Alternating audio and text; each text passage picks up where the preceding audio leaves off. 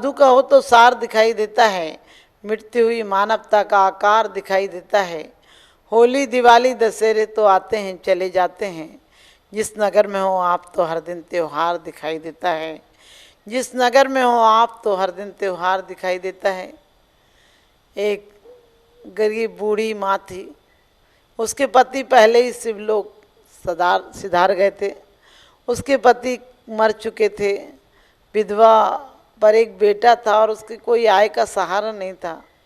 जैसे तैसे कई वर्षों तक तो उसने अपने जो कपड़े जेवर आदि थोड़ा बहुत सामान था बेच के गुजर चलाया। बाद में एक झोंपड़े तक की बेचने की नौबत आ गई, उसने वो झोंपड़ा भी बेच दिया। और कुछ दिन बाद तो ऐसा हो गया कि उसे कुछ खाने को भी नहीं रहा। और कई दिन भूखी रहने के बाद माँ ने किसी से 2 रुपये लिए और बेटे से कहा, बेटा तू 15 साल का हो गया है और तुझे चाहिए कि तुझ कुछ व्यापार कर। उसने कहा, माँ मैं छोटा सा हूँ, क्या व्यापार करूँगा। माँ कहने लगी, व्यापार के लिए कोई उम्र नहीं होती है बेटा, जब मुसीबत आ जाती है तो अपने आप कुछ करना पड़ता है। लोग कहते हैं आवश्यकता आविष्कार की जननी है, और मैं कहती हूँ कि आपकी भूख, आपकी ज़रूरत ही आपको अपने आप कहीं ना कहीं कदम बढ़वा देती है, प्रेरणा दे देती है। और उसकी माँ ने भी कहा, बेटा मैं 2 रुपये उधार लेकर आई हूँ, अब तुझे कुछ करना पड़ेगा। चाहे तू थोड़ा कमा चाहे ज़्यादा कमा, जितना भी कमाएगा उससे हम सब्र कर लेंगे। और कहते हैं वो बेचारा एक मंदिर के आगे चना बेचने लगा। चना बेचता और बहुत गरीब था, जो लाता शाम को उसी से खाना बन पाता। एक दिन एक गुरु आए और कहने लगे, तूने कितना कमाया। उसने कहा 40 रुपये। उसने कहा मुझे दे दे। उसने माँ से सुन रखा था कि जब भी कोई गुरु आए और कुछ मांगे तो दे देना। और कहते उसने रोक टोक वो 40 रुपये जो सुबह से शाम तक इकट्ठे किए थे और उसको दे दिए। और दूसरे दिन फिर वो आया और उससे 30 रुपये कमाए थे, पूरे 30 रुपये ले गया। अब एक दिन तो 20 रुपये बचे थे, 20 रुपये कमाए थे और वो 20 रुपये भी ले गया। क्या करेगा, बता क्या कमाया। वो सच बोल देता था। उसकी माँ को उसने जाकर बताया कि एक गुरु आता है और हमसे ऐसे पैसे ले जाता है। उसकी माँ ने कहा, बेटा अपन भूखे भी रहेंगे तो गुजारा चल जाएगा, मर जाएंगे तो भी एक देह जाएगी। देह तो खाकर भी मरती है और देह बिना खाए भी मरती है। क्योंकि कहते हैं कोई खा के मरा, कोई खिला के मरा, कोई खा के मरा, कोई खिला के मरा, लेकिन जीवन धन उसी का है जो गुरु को पा के मरा। आते हैं लोग लाखों बेकार आने वाले, आते हैं लोग लाखों बेकार आने वाले, जाते हैं लोग लाखों बेकार जाने वाले। वास्तव में तूने अच्छा किया बेटा, हम घर में जो थोड़ी बहुत ज्वार होगी, मक्का होगी, उसको रोटी बना के खा लेंगे। तूने अच्छा किया। और बेटा कभी भी मांगे, चाहे घर में कई दिन फाके पड़ जाए, चाहे भूखे मरना पड़े, उन्हें इनकार मत करना। वो धरती के देवता होते हैं, वो परम गुरु होते हैं। परम गुरु तो आचार्य होते हैं। आचार्य कुछ नहीं लेते हैं। एक किंवदंती रही होगी, कोई फकीर रहा होगा और ले लेता था रोजा के पैसे। और कहते हैं जब एक दिन 10 रुपये बचे थे, वो 10 रुपये भी ले गया। और कहते हैं कि वो 10 रुपये लेकर जिस दिन गया, उसके बाद दूसरे दिन तो उस पर 5 रुपये रह गए थे। लेकिन उस दिन गुरु नहीं आया। उसके मन में आया, क्या पता मेरे से कोई अवहेलना हो गई, क्या हुआ, मेरा धन तो रोज घटता जा रहा है। और आज गुरु भी नहीं आए। वो शाम के समय गुरु के पास गया और गुरु से बोला, आप 2 दिन से नहीं आए हैं, आज मेरे पास 5 रुपये हैं, आप ले लो। 5 रुपये देकर बोला, कल से मैं भी नहीं आऊँगा आपके यहाँ।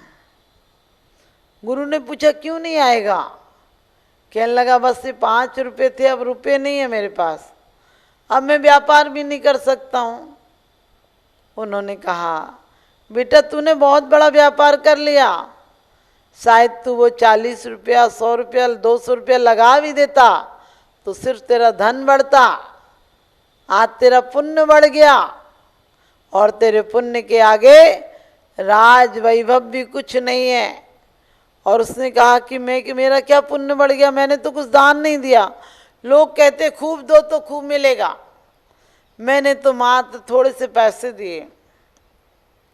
उसके गुरु ने कहा बेटे तूने थोड़ा नहीं दिया, तेरे पास जितना था तूने सब दे दिया। करोड़पति के धन से ज्यादा था तेरा, क्योंकि तेरा मन शुद्ध था, तू चाहता था ले लूं मैं। तेरे वचन में विनय था, तू चाहता था ले लो मेरा। और तेरी काया में इतनी नम्रता थी, तू हाथ जोड़े खड़े होकर देता था। तू अहंकार से अमीरों की तरह सीना फुला कर नहीं देता था, तू देने को धन्यवाद समझता था। इसलिए तेरा पैसा तो खत्म हो गया, लेकिन पुण्य बढ़ गया। उसने कहा पुण्य कैसे बढ़ गया? उसने कहा बस तुम्हें पता चल जाएगा कुछ दिन बाद। जैसे ही घर लौट रहा था, एक पत्थर की ठोकर लगी और उसने अपनी पत्नी को कहा कि मैं तो निकला और ठोकर लग गई तो कोई बात नहीं, कोई अंधेरे में निकलेगा और ज़्यादा ठोकर लग गई तो वो लहूलुहान हो सकता है, मर सकता है। इसलिए ऐसा करता हूँ कि मैं इसको निकाल देता हूँ। पत्नी ने समझाया अरे पत्थरों को कहाँ तक निकालोगे, सड़कों में तो रहते ही हैं। उसने कहा ये बात नहीं, कहाँ तक निकालूंगा, मैं सारे पत्थर नहीं निकाल सकता हूँ, लेकिन कम से कम जो ठोकर मुझे लगी है वो ठोकर किसी और को नहीं लगने दूंगा। जो मेरे पर गुजरी है वो किसी दूसरे पर नहीं गुजरने दूंगा। और अभी तो उजेला था तो मुझे ठोकर लगी, मैं बच गया, पट्टी बांध ली। और गरीब आदमी कोई रात्रि में गुजरेगा तो क्या करेगा?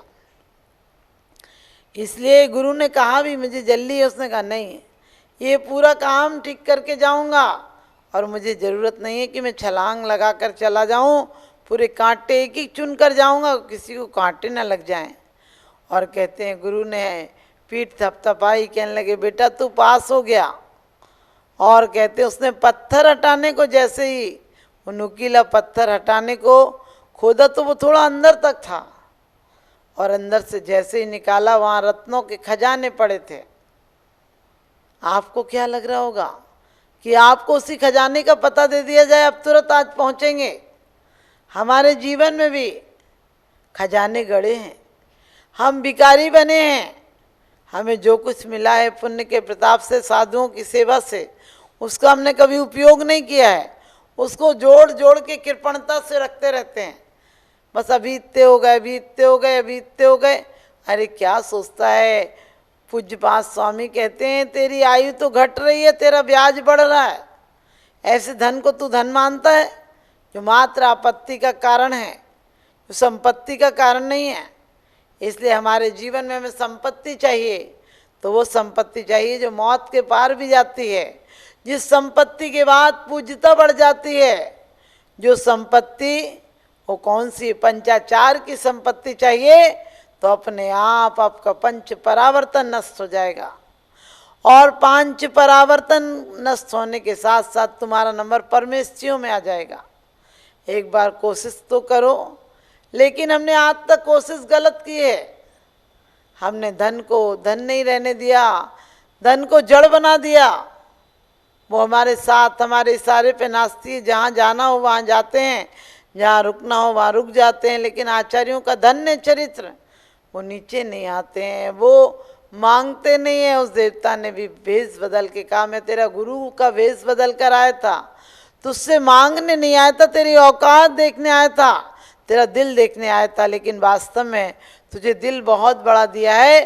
परमात्मा तुझे दौलत भी देगा और उसके खजानों को भर दिया। हीरे मोती निकलने लगे, जहाँ वो हाथ लगाते थे वहीं हीरे मोती निकलने लगते थे। हमारे अंदर भी जहाँ हाथ लगाओगे, जहाँ ध्यान लगाओगे, वहीं से परमात्मा प्रकटित होने लगेगा। परमात्मा कहीं बाजार से नहीं आता है, परमात्मा कहीं किराए में नहीं आता है। परमात्मा आता है तो हमारी परम विशुद्धि का नाम परमात्मा है। तो आप भी परम विशुद्धि को अपनाओ, और परम विशुद्धि को अपनाना है तो क्या करो कि वास्तव में परमात्मा जैसे जिनने पंचाचार का पालन किया है और जो अपने जीवन को महान बनाते हैं, गुरु बहुत महान होते हैं। गुरु को पता होता है कि हमें कैसे चलाना, हमें किस प्रकार से ले जाना। क्योंकि गुरु दो प्रकार के होते हैं, एक लौकिक गुरु होते हैं, एक पारलौकिक गुरु होते हैं। लौकिक गुरु हमें पेट भरने की कला सिखाते हैं, हमें जीवन निर्वाह की कला सिखाते हैं, लेकिन आध्यात्मिक गुरु, परमेश्वरी गुरु, आचार्य हमारे हमें पारलौकिक कला सिखाते हैं। हमें सिर्फ लोहे बेचने की कला नहीं सिखाते हैं, हमें पारस से मिलवाते हैं जो लोहे को भी स्वर्ण बना लेता है। तो हमारी आत्मा भी आज तक लोहे सी है। कसायों की जंग लगी है, इसे कसायों की जंग किस प्रकार से नष्ट होगी। 4 आराधना, 5 महाव्रत, 12 व्रत, इन सब के द्वारा 6 आवश्यक आदि से 10 धर्म आदि का पालन करेंगे और पंचाचार के पालन करने वालों के सानिध्य में रहेंगे। आचार्य अंदर वात्सल होता है। गुरु गोविंद दोई खड़े, काके लागू पाए, बलहारी गुरु आपकी गोविंद दिए मिलाए। कि वास्तव में कहा है कि दोनों खड़े, मैं किसके पास जाऊं। आचार्य हमें सच पूछे जीवन में दोनों लोकों की कला सिखाते हैं, भव से तिरने की कला सिखाते हैं।